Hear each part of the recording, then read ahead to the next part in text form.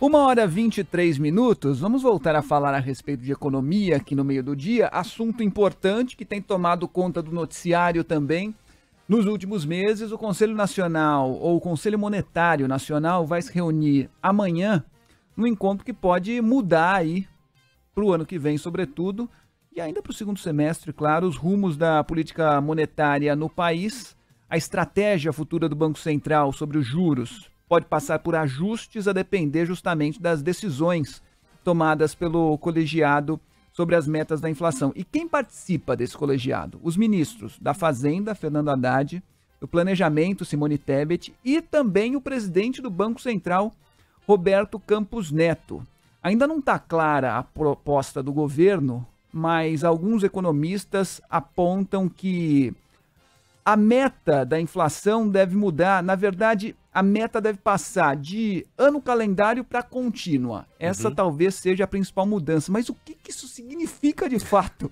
Quem vai ajudar a esclarecer para a gente, já agradecendo por atender a Band News FM e também pela gentileza com os nossos ouvintes, Gessner Oliveira, economista sócio da Go Associados e também professor da FGV. Gessner, obrigado mais uma vez por atender a Band News FM. O que de fato significa, hein, Gessner? Meta contínua, meta anual? Diga. Olha, primeiro um prazer conversar com os ouvintes, conversar com vocês. Na verdade, é muito importante se dar conta que quando se define uma meta para o ano calendário, você tem mais rigidez, você está trabalhando para a meta para aquele ano. Quando a meta contínua significa olhando 12 meses à frente, né? Então, você vai olhar de uma maneira muito mais precisa, porque quando você estabelece a taxa de juros, ela tem um efeito sobre a inflação, mas esse efeito demora um pouco para acontecer, algo entre 6 meses, 9 meses, né? E a gente viu isso, sobe a taxa de juros, sobe a taxa Selic, e só depois que a inflação cai gradualmente. Quando você tem uma meta contínua, você tem mais flexibilidade para ir fazendo uma sintonia fina na política monetária, alterando a taxa de juros, olhando 12 meses à frente, e você, então, fica mais fácil você cumprir aquela meta, fica mais preciso e mais fácil para você cumprir a meta de inflação. É por isso que a meta contínua é mais eficiente do que o ano calendário. É por essa razão que se cogita essa mudança que talvez o Conselho Monetário Nacional venha fazer, Fábio e Renan. O objetivo da medida é, então, tentar dar essa flexibilidade maior à política de juros do Banco Central. A gente vem falando muito aqui dessa decisão do Copom a respeito da taxa Selic. Em agosto, a gente vai chegar um ano com essa taxa estacionada em 13,75% ao ano. Essa possível mudança nessa reunião de amanhã pode mudar a forma como o Banco Central olha para a taxa básica de juros. Na sua visão, um jeito seguro de fazer essa mudança? A gente está num momento seguro para fazer isso, para esse olhar? Eu acredito que sim, eu acredito que é um aperfeiçoamento correto, não vai afetar, assim, não vai representar nenhuma guinada, não é uma mudança radical na política monetária, e algo mais preciso, algo que dá mais flexibilidade. Acho que seria uma boa mudança fazer isso. Se o Conselho Monetário Nacional, porventura, viesse a mudar a meta de inflação, hoje nós temos uma meta de 3%, por exemplo, quando a gente olha para 24, 25, se ele mudar a meta, aí já é uma mudança maior na política monetária. Eu acredito que esse aperfeiçoamento é oportuno, ele poderia fazer, não teria nenhum impacto negativo e aumentaria a flexibilidade da política monetária, que sempre é positivo. Essa seria justamente a minha pergunta, Gessner. 3,25% para esse ano, 3% pensando em 2024 e 2025. Eu ia perguntar justamente o que seria mais impactante, mudar a meta ou fazer simplesmente essa alteração para contínua. Qual a diferença básica, na verdade? Olha, não há dúvida que mudar a meta é que tem mais impacto, porque acho que os ouvintes podem entender da seguinte forma: se o Comitê de Política Monetária fala assim, olha, agora a meta de inflação não vai ser mais 3% para o ano que vem, ou esse ano é 3,25%, como você falou, não vai ser mais 3%, vai ser 4%. As pessoas vão falar, bom, então a política vai ser mais, a política monetária vai ser mais condescendente com a inflação, mais tolerante com a inflação, curioso, porque o que acontece é que o mercado começa a ter uma expectativa maior de inflação. Então, você vai negociar um contrato, você vai reajustar seu preço e tal, você vai falar, a inflação vai ser um pouco maior, porque agora o governo está mais tolerante com a inflação, ele até aumentou a meta de inflação, as expectativas inflacionárias sobem e acaba frustrando a política, né? Você põe a meta em 4 e aí as expectativas inflacionárias podem ir ali. Parece que seria mais seguro não mudar a meta inflacionária, mantê-la em 3%, mas, como eu disse antes, essa mudança para um monitoramento contínuo, para uma meta contínua, parece uma boa medida, daria mais flexibilidade, e o Brasil tem condições de buscar, de perseguir essa meta de 3% de inflação, porque, afinal de contas, não é, Fábio, Renan e ouvintes, afinal de contas, o pior imposto que existe,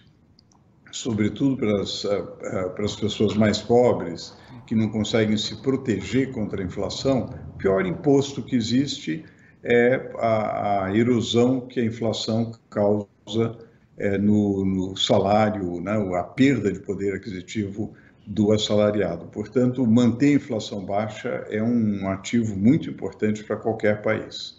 Sem dúvida alguma. Gessner, você já explicou para a gente aí quais são as possibilidades, mas há algum sinal já dado do que realmente vai sair da reunião de amanhã? Quer dizer, as possibilidades são essas, mas, de fato, há sinais que mostram é isso que vai acontecer?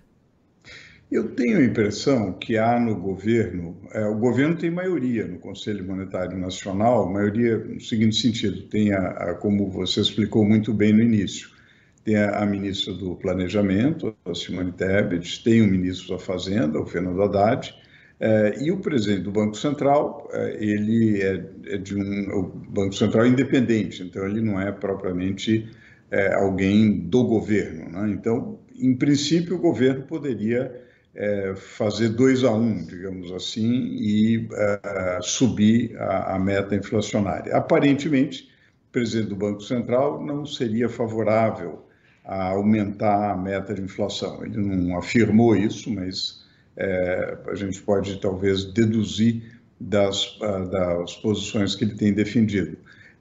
O presidente da República tem sido favorável, tem feito declarações a favor de uma mudança da meta. Mas eu tenho a impressão que o governo se dá conta de que você precisa ser muito cauteloso, muito cuidadoso em não fazer mudanças abruptas na política monetária que podem acabar prejudicando a política econômica e a economia. Nós tivemos alguns aspectos positivos aí de redução da inflação, sinais de redução da inflação, temos condições a partir de agosto, de começar um ciclo de reverter a alta da taxa de juros e começar um ciclo de queda da taxa de juros, tenho impressão, tenho um sentimento apenas de que haverá cautela e não haverá uma alteração na meta, mas é apenas um feeling, não dá para a gente saber de antemão, Fábio e Renan. Enquanto a gente conversa, tem posicionamentos importantes de setores diretamente envolvidos com essa questão. Uma reportagem da Folha de São Paulo mostra agora o posicionamento do Itaú, que espera justamente que essa reunião possa dar projeções melhores da inflação e, como a gente vinha falando, de corte da taxa de juros no Brasil. Ô Gessner, eu vou aproveitar a sua presença aqui para explicar um ponto para a gente, né? Para a gente aqui também, para os nossos ouvintes.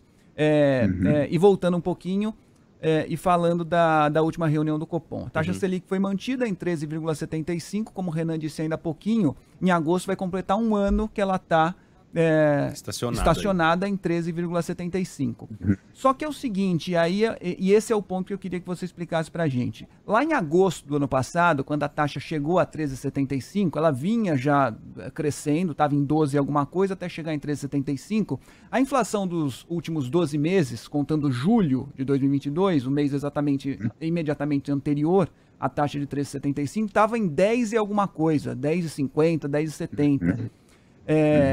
Agora, essa inflação acumulada dos últimos 12 meses está em pouco mais de 3%. É uma diferença muito grande, né? E a taxa Selic permaneceu estacionada em 13,75%.